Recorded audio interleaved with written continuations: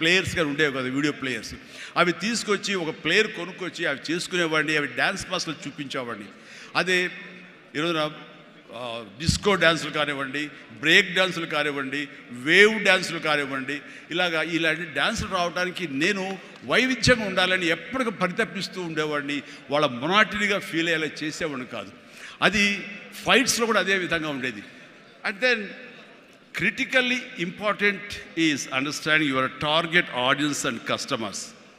So మారుతున్న కాలానికి అనుకూలంగా ఆడియన్స్ టేస్ట్ మారుతుంటే మనం కూడా మన సినిమా కథాంశాలు మార్చుకోవాలంటూ ఆయా కథకులతో కూర్చుని ఇంటరాక్ట్ అవుతూ వాళ్ళని మార్చుకుంటూ అప్లోడ్ మార్చుకుంటూ జగదగ వీడు అతిలోక సుందరి, అన్నయ్య అనే సినిమా, సెంటిమెంట్ సినిమా, హిట్లర్ అనే సినిమా, మాస్టర్ అనే సినిమా, రెస్పాన్సిబిలిటీ సినిమాలు, మెసేజ్ ఓరియంటెడ్ సినిమాలు ఇస్తూ ఆ రకంగా మోసపోసిన సినిమాల నుంచి నేను బయటికి రావడం జరిగింది. And know that your product won't appeal to everyone and conduct market research and continuously learning. ఇప్పుడు సినిమా చిరంజీవి సినిమా అంటే అందరూ లైక్ చేసే అందరిని అనుకోకూడదు.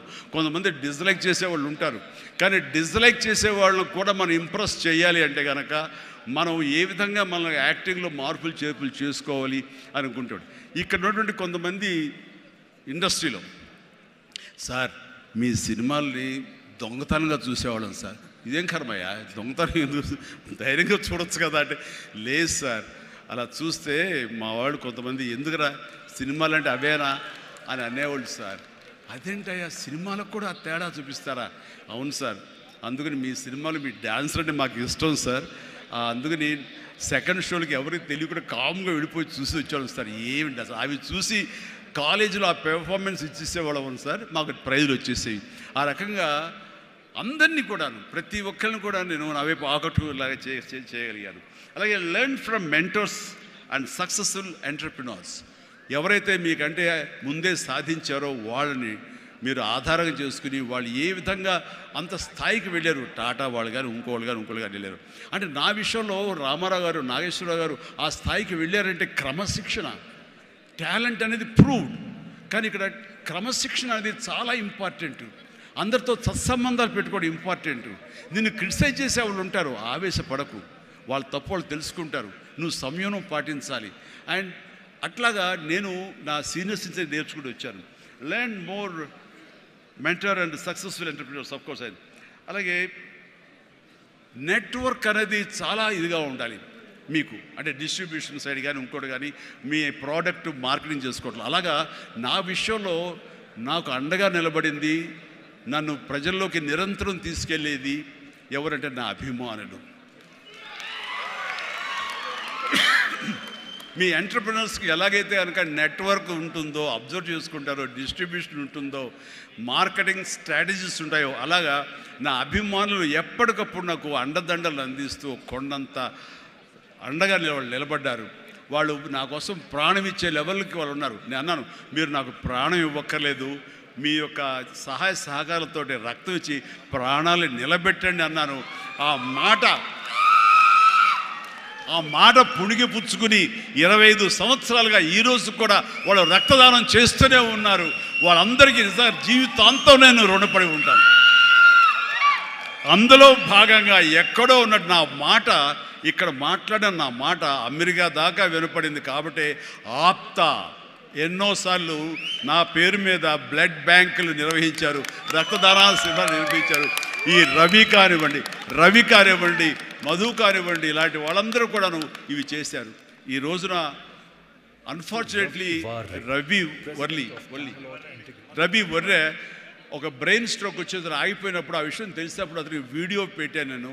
వీడియో, రవి డోంట్ వర్రీ, ఇవన్నీ స్మాల్ థింగ్సే బట్ అన్ఫార్చునేట్, సో త్వరలో కోలుకుంటావని అతను నేను మెసేజ్ పెట్టినప్పుడు అతను పొందిన ఆనందం అంతా ఇంత కాదు, అది ఎంతో ఉత్సాహాన్ని ఇచ్చింది. ఈ రోజున కోలుకుంటున్నాడు. ఈ రోజున ఈ సభ రవి రావాలి, అన్ఫార్చునేట్ రాలేకపోయాడు. కానీ నెక్స్ట్ ఇదే సభ ఇక్కడ జరిగితే కనుక రవి వస్తాడు, నేను వస్తాను, మీతో ఉంటాను. మీ అందరి ఆశీస్సులతోటి రవి లాంటి ఎంతూజియాస్టిక్ గాయ్ కోలుకుంటున్నాడు. వాళ్ళు మధుతోటిను, సాగర్ గారితో, మన ఇతర ఫ్రెండ్స్ తోటి, సుబ్బు చంద్రశేఖర్ గారితో, వీళ్ళందరితో కూడాను మళ్ళీ కలిసి ఈ యొక్క సభల్ని ఇంతకంటే మరింత అద్భుతంగా చేయాలి. అండ్ ఆ రకంగా నేను మీ ఎంటర్‌ప్రెన్యూర్‌షిప్ యంగ్స్టర్స్ ఎలాగ రావాలి ఏమిటి అనేది నా గురించి నేను చెప్పుకోవడంలో తెలియకుండానే మీకు అందరికీ చెప్పాను. అది మీకు అందరికీ అర్థమై ఉంటుందేమో అనిపిస్తుంది. కాబట్టి ఇది నాకు గొప్ప అవకాశం. ఈ తీరుగా ఈ రీతిగా ఇదే విధంగా మనం వెళ్ళగలిగితే కనుక ఎవ్వరికి అడ్డుండదు. ఇక్కడ ఒక్కొక్కరు ఒక్కొక్క గ్రేట్ ఎంటర్‌ప్రెన్యూర్స్ అవుతారు. ప్రతి ఒక్కళ్ళు మీ మీ సలహాలు సంప్రదింపులు మీ సీనియర్స్ తోటి మీరు ఆయా సమయంలో ఇంటరాక్ట్ అవుతూ what to do what not to do how to go about it అనేది మీరు తెలుసుకుంటూ ఎప్పటికప్పుడు మీరు అప్డేట్ చేసుకుంటూ రిస్క్ ఉంటుంది. బట్ మన జీవితాలు కొలాప్స్ అయ్యేలాగా మాత్రం రిస్క్ వద్దు. కానీ మీడియం రిస్క్ తీసుకుంటూ మీరు ముందుకు వెళ్ళకపోతే అభివృద్ధి ఉండదు. ఛాలెంజ్ సినిమా ఎంతమందికి ఇన్స్పిరేషన్ వచ్చింది అంటే ఆ రోజుల్లో ఏమి చేయాలరా అని తొయ్యనంటే వాళ్ళకి ఆ సినిమా ఒక దిక్సూచిలా ఉండి ఈవెన్ మనం కూడా అచీవ్ చేయగలం అనే నమ్మకం వచ్చింది. అలాగా సినిమాల ద్వారా ఇతోధికంగా నేను చాలామందికి మార్గదర్శకంగా నిలబడ్డాను, ఇన్స్పిరేషన్గా నిలబడ్డాను.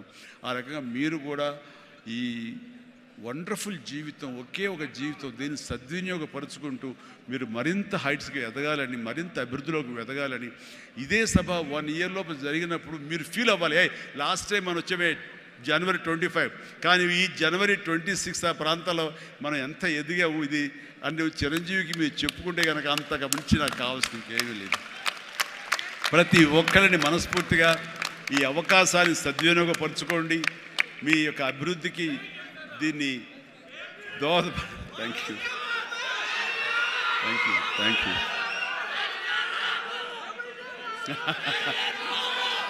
ఎస్ ఇందాక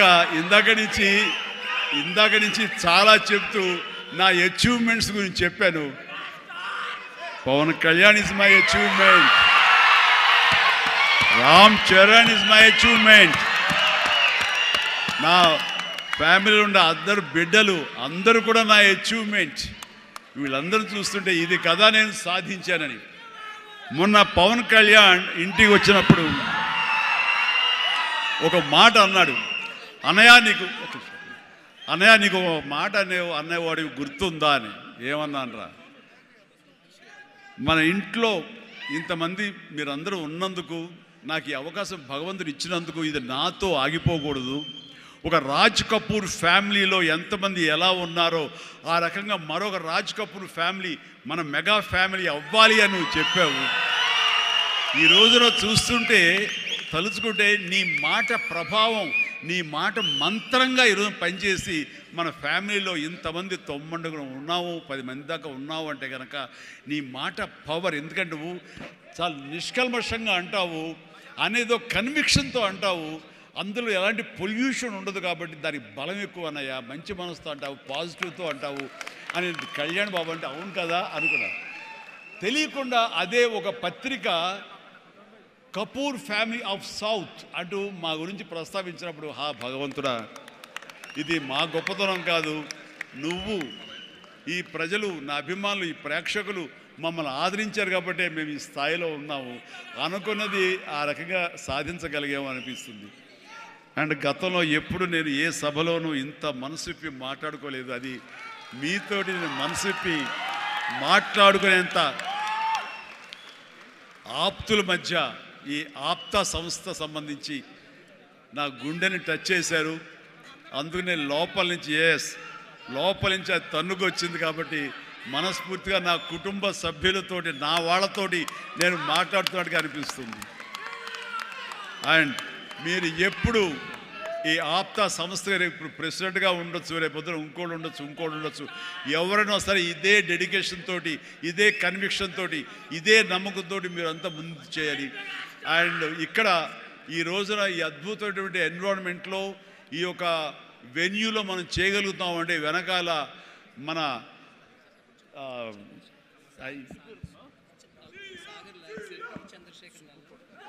ఈ వెన్యూ ఇచ్చినటువంటి మా గోపి చల్మశెట్టి అనిల్ అంటారు, గోపి